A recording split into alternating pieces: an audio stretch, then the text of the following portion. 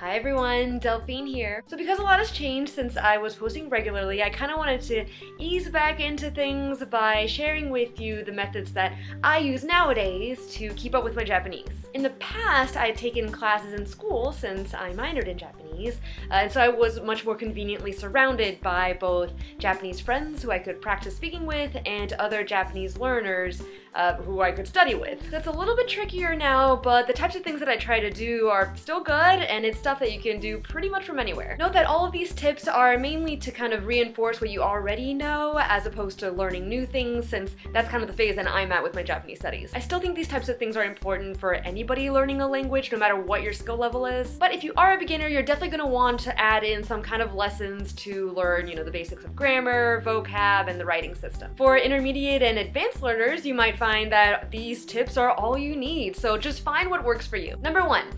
Flashcards. The one thing that I haven't abandoned and still visit every single day is Anki. Any SRS flashcard system should work. The one that I personally use is Anki. And I have the application on my computer, but I almost exclusively use the app that's on my phone. It's really convenient and easy to use. In case you haven't heard of it, Anki is a more intelligent flashcard system that sort of adapts to your needs. SRS stands for Spaced Repetition System. And what I mean by that is that, so you have a deck of flashcards, you can have multiple, and as you go through these cards, Anki will show you the front of the flashcard or the question, and then click on it to get to the back of the card or the answer. And then you have a few different choices to give the system feedback based on how well or how easily you were able to come up with the answer. You either didn't know it at all, had a pretty hard time remembering, knew it pretty well, or it was just super easy. Now be honest, of course, otherwise you're just hurting your own learning. And then based on your answer, Anki will figure out when is the best time to show you that card again. If you got it wrong, it'll pop up right away, because clearly you need to practice again. If you had a hard time, it'll pop up sooner. If you had an easy time, it'll pop up later. And the more you do well over time, the less you need to review it, since you clearly know the card,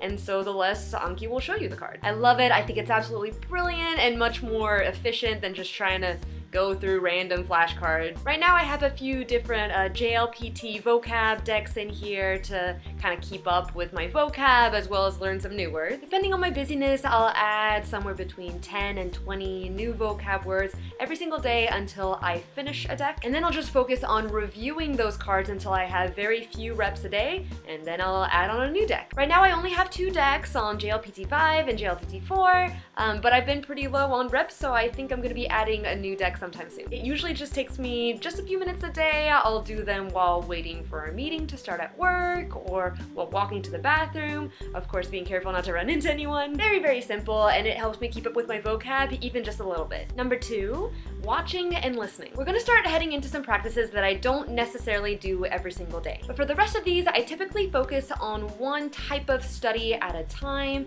I'm sure I'll be going into more details in the future on this. But basically, I just pick a different Japanese focus every month, things like listening, reading, writing, speaking, just to keep things fresh and fun. But before I get into that too much, let me give you a little bit of background. A few years ago, the vast majority of my entertainment was all in Japanese. Movies, shows, music, books, radio shows. I immersed myself in the language as much as possible. And I still hold that that is one of the best ways to learn a language, and one of the more enjoyable ones too. Find stuff that you really enjoy watching and listening to, and you're gonna want to do it all the time, and you can get a really good feel of the language that way. But this habit has really kind of changed for me in the past few years. I do still watch the occasional anime, drama, variety show, but I also watch a lot of movies and TV shows that are in English. I'm not gonna make excuses, that's just where I'm at personally. I do both English and Japanese. The vast majority of my entertainment is actually from YouTube. I enjoy the fact that I can do chores such as dishes or tidying up while mostly listening to a video that still have a visual that I can kind of glance up at, but that otherwise I don't need to give my full attention. I can just kind of listen to. That means lots of vloggers like the Shaytards and a lot of Let's Players like Game Grumps, since I like video games. To be honest, I just haven't found all that many Japanese vloggers and even less Let's Players that I enjoy. Result being that I don't really listen to as much Japanese as I used to, or even as I want to. I definitely think I can do some work on this. So that brings us to present day. Like I mentioned, every month I try to pick a focus on what I want to do with my Japanese studies. And sometimes it's listening practice, and for those months, my goal has always been to watch or listen to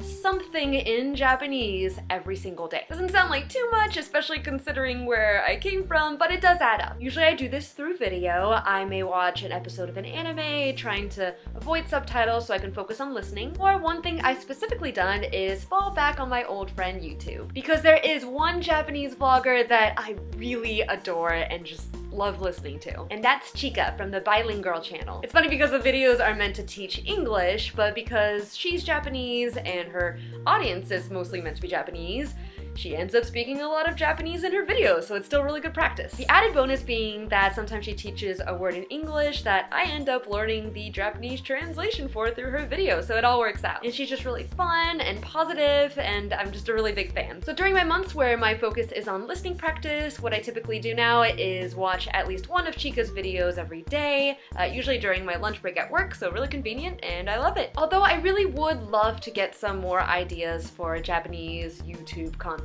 Although I do realize that there is a ton of J-vloggers out there, a whole community of them, and I watch their stuff too. I think it's great. But one thing I've noticed is that the content that I find is oftentimes about learning Japanese, lessons and stuff, which there's nothing wrong with that. Hello, I'm one of them. That's what my channel's about. But as far as strict entertainment, where I can just turn my brain off a little bit and just listen to some conversational Japanese while also being really entertained, yeah, that I've been struggling to find on YouTube. So I'll ask for your help on this. If you know any good Japanese vloggers or Let's Players, please let me know in the comments. That would be amazing. So yeah, while I try to watch as many Japanese movies, shows, or YouTube videos as possible, I do have the occasional month of focus where I make a point to listen to Japanese every single day and help keep my listening skills sharp. Number 3, reading. So the way that I keep up with my reading skills is through Tadoku. If you've never heard of Tadoku, I will leave a link to the website in the description. It's essentially a reading competition. It's very fun and laid back for anyone learning a language, any skill level. You log in your pages through a Twitter app and you can see how you rank against the others. And there aren't any prizes or anything, so it's just for fun, for community, and for the sake of challenging yourself. The big one is manga. Now, I'm not super into manga and anime. I used to be into it a little bit more in high school. Then in college, I got more into variety shows and dramas and more live action stuff. But I still like it, and I've gotten into manga a little bit more recently when I found that it's becoming easier and easier to find actual physical copies that you can order through sites like Amazon, and for much cheaper than it used to be. There's always ways to read comics online. I personally prefer to have the actual paper books. Maybe that means I'm old. So I've been starting a bit of a collection again. I'm kind of recollecting the books that I had when I was younger, so there's a little bit of nostalgia there. Maybe I'll show you sometime and give you some more specific recommendations on things to read depending on your level. Let me know in the comments if you'd be interested in something like that. So there's actually a Tadoku competition going on right now that I'm participating in for the month of January, so my focus for the month is reading. And my goal is to get through this series of manga that I'm reading right now called Imadoki, and it's 5 volumes. So the goal is to read at least 1 page a day, and then at least 1 volume a week, and then all 5 volumes by the end of the month. So yeah, just find what you like to read. It can be internet comics or novels or children's books. There's nothing wrong with that. Japanese subtitles, if you can find them overlaid on your favorite shows, that's always fun. But especially starting out, and even for more advanced learners, I think books with pictures are just a little bit more fun. Number 4, speaking. So I've gone through listening and reading, which are both Japanese input. Now let's get into some output practices. For speaking, again, I used to have a much more convenient access to other Japanese speakers to practice with, and that helped a lot. And I know that there are lots of options out there to do that. I've heard of sites where you can get matched up with a language partner and then get hooked up over Skype, so there are ways. Here are just ideas of what I like to do. Some of this may be a little bit atypical, but hey, it's just more ideas for you to find out what works for you. One thing that's been helpful for me is meetups. Go check out meetup.com. It's basically a way for like-minded people to gather around a particular interest. The site has anything you can think of, from kayaking to learning a language. You might find fellow Japanese students to study with or Japanese speakers to practice with, so don't be shy. I used to go to this meetup every weekend when I lived at my old apartment, and I had a great time. It was good practice and made some great friends, and it was really nice because I was just freshly out of college and really craving that speaking practice I was used to. If you can't find a group, maybe think about starting your own. And it doesn't have to be through Meetup up either, but finding people that you can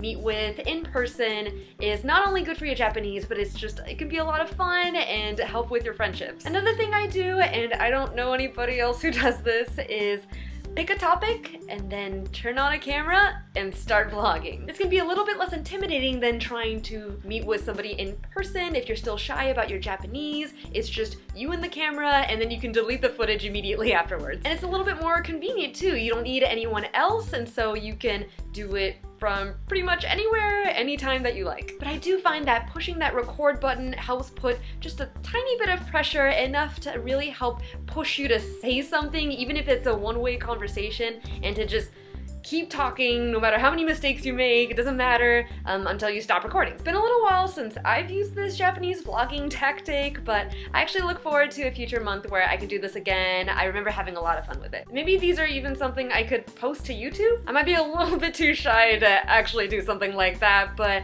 hey, it might help you get some ideas for topics to chat with yourself about, and maybe some extra listening practice. So I don't know, let me know in the comments. Is that something that you would want to see? I don't know, maybe I'll try it. The last thing I do for speaking practice is even more informal and easy. And that's to identify little blocks of time in your day that you have to yourself and really dedicate those to speaking Japanese to yourself. It can be while you're driving to work or in the shower, I've done that before, or maybe you're narrating yourself as you're cooking or cleaning, identifying the objects around you in Japanese. Just try to do it out loud and not just in your head. I think that helps a little bit for those times that you're home alone, or if you have a roommate. I mean, who cares what they think, right? So those are a couple of ways that I do speaking practice nowadays. Number 5, writing. I'll be brutally honest, this is actually not something that I practice all that much, especially nowadays. At least I've yet to dedicate a month specifically on writing in a very long time. So here are some ideas, not just for you, but for me. Stuff that I have done in the past and would really love to do more of in the future. One awesome tool is Lang 8. I've made a whole video dedicated to this website. Click here if you'd like to check it out. But essentially it's a website where you can write your own journal entries in the language that you're learning, and then other people will be able to correct mistakes that you've made in the entry or otherwise comment. So not only do you practice writing, but then you actually learn how to be better. It's a really great system. I'm always happy when I actually take the time to use Lang 8. Of course, if you'd rather physically write on paper, you can always do that. I actually used to practice writing my kanji alongside my Anki flashcards back when I was going through high stakes Remember the Kanji book, and my handwriting's still terrible, but actually physically writing the characters really helped me to remember them, so it definitely worked. So maybe take up some calligraphy, use an actual paintbrush if you're so inclined, whatever makes it fun. Or keep a physical little diary and write journal entries in that, even if you don't get the benefit of Lang 8 where people will correct your entries. If that's what you like, then go for it. Practice is practice, so find what you enjoy. But like I said, writing is kind of where I'm less experienced and lacking on ideas, so if you have any ideas of your own, I would love to hear them in the comments below. As a matter of fact, if you know methods of practicing any of the stuff I talked about today, listening, reading, writing, speaking, please share in the comments below. I'm always happy to hear from you. So those are my tips of things I'm doing to help practice Japanese a few years out of college. I'm sure I'll be coming back with more tips later, or maybe going a little bit deeper into some of the stuff that I talked about today as time goes on. So let me know if you have any questions or specific requests of stuff that you'd like to hear about next. For my next big video, I'm planning on doing an actual Japanese lesson again, so get excited for that. I am here to help you with your Japanese. And as always, take care and happy learning.